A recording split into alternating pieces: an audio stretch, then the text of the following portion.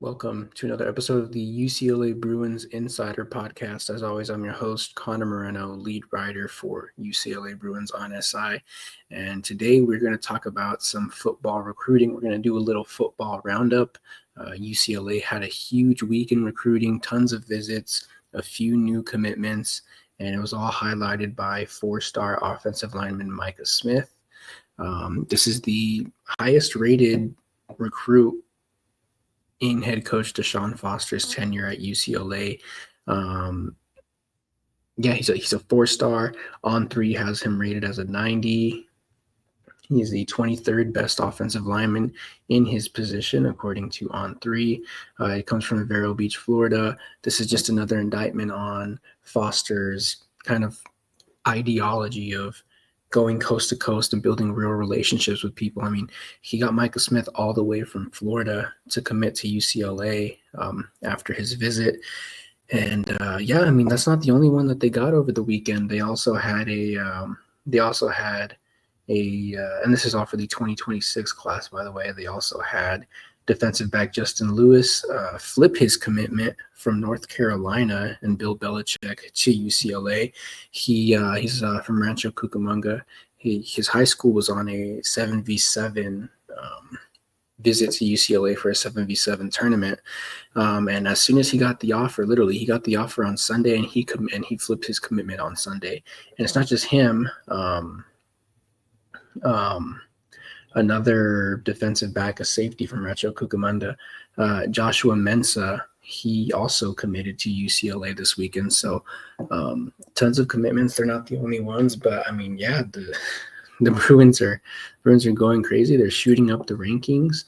They just got two more, and they got another one today, which is Monday, which is yesterday by the time you're listening to this. It's Ramsak Furian, a linebacker from Washington, from Spanaway, Washington.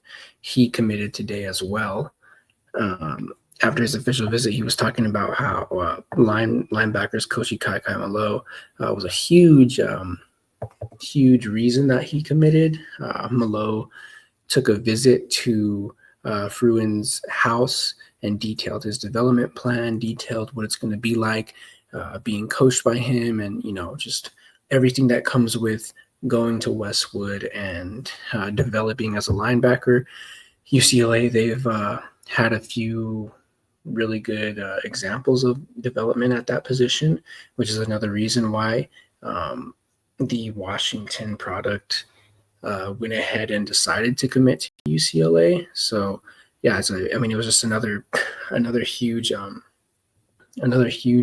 commitment for the Bruins. This brings their 2026 class up to 12. And just last week, they were at like 30 in the nation in their recruiting class, and they've shot up to 18th. They were 17th earlier today. They shot up to 18th in On3's team rankings. UCLA did. So they're riding a ton of momentum. And even this past weekend, they had a ton of visits, which is where most of these commitments are coming from. They had a ton of visits over this weekend, including four-star quarterback Oscar Rios. He was there. He was part of the big group that met Adam Sandler, actually, which was pretty cool.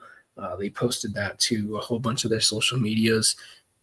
It was a great time, and UCLA is doing a really good job of getting these athletes out here, showing them what it's like to live in Westwood and to be here and just be part of, the Bruins program in Foster's reign, what people are calling the Foss era. They're showing everyone what it's like to be here.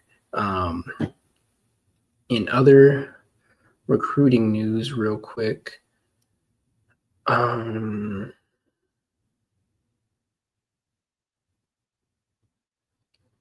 four-star linebacker, Talanoa Ely, he went ahead and let On3 know that he's down to two teams. Talanoa Ely, he's the best player out of Hawaii. He's a linebacker, sixth best linebacker in the nation. Went ahead and let On3 know today that he's down to two teams, which are UCLA and rivals USC. And he's going to announce his commitment in the coming days. Actually, this Sunday, June 15th, he's going to announce his commitment. He's a four-star linebacker. 24/7 Sports has him rated as a 94 based on their ranking system. I mean, there's a crystal ball rating, a crystal ball prediction that he's gonna commit to USC. But I mean, I I wouldn't just give up on UCLA just yet. They've been doing some really good stuff.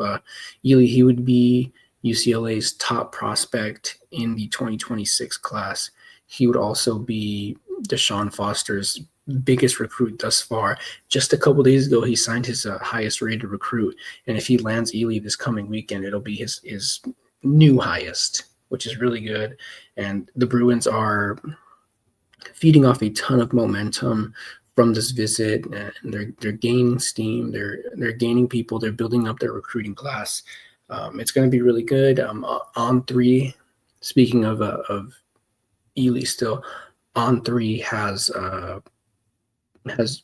USC like a 93% chance of landing him. So all odds are against the Bruins in this chase for the highly touted linebacker. But I mean, hey, I've seen crazier things happen. I mean, UCLA beat out Ohio State for Micah Smith and a whole bunch of other schools. And Talanoa, he had visits for BYU, Oklahoma, a whole bunch of other schools that he canceled. And I think he actually had a visit with the Trojans this past weekend, which might not be a good sign for UCLA because he visited the Bruins back in early May. So, I mean, that also, the optics of it don't look too good for UCLA. But, I mean, hey, he told on three it's down to two teams. And as far as I see it, it's 50-50 in that realm. In that aspect, it's 50-50. So, yeah, the Bruins have a chance to land another huge recruit, their biggest recruit in 2026 and biggest in Deshaun Foster's time at the helm in UCLA. Yeah, it's going to be a big weekend upcoming. And I feel like it's going to be a big week for the Bruins and recruiting in general. I feel like even more 3-stars after their visits are going to go ahead and commit soon. Everything's looking really good in Westwood. And for this last little segment, let's go ahead and touch on there was some news that the Bruins made a deal with some private equity firm to help fund their athletic programs. I'll say the little bits of information are still unclear as to whether UCLA is 100% taking that deal. It was reported that it was them and Penn State that were going to be the two first schools in history to sign this private equity fund with Elevate, which is a global marketing brand. It was going to be a $500 million deal, part of their college initiative to help schools, fund their programs. And UCLA has historically, in the last 6 or so years, been really in debt. And so this fund and collaborating with this private equity would really help them out, and not only help them just get rid of their debt, it would help them attract stars. I wrote for UCLA Bruins on SI that this new NCAA house settlement can not only help the Bruins just pay their athletes, it'll help them attract athletes, because now all athletes have not only a chance to be paid by their universities, but when you come to UCLA and you're in Los Angeles, there's so much opportunity outside of the university to monetize yourself. And I think it would be smart for athletes to go to Los Angeles, whether it be USC or UCLA, to go to Los Angeles and open themselves up to all of these monetization opportunities around the greater Southern California area. So yeah, I mean, honestly, the prospects are looking good for UCLA in terms of the kind of near future, but in the very far future, recruiting and just bringing talent to Westwood is looking good for UCLA. So yeah, I mean, that's all we had to talk about today. As always, thanks for listening to the UCLA Bruins Insider Podcast. I'm your host, Connor Moreno, and I'll go ahead and see you guys tomorrow.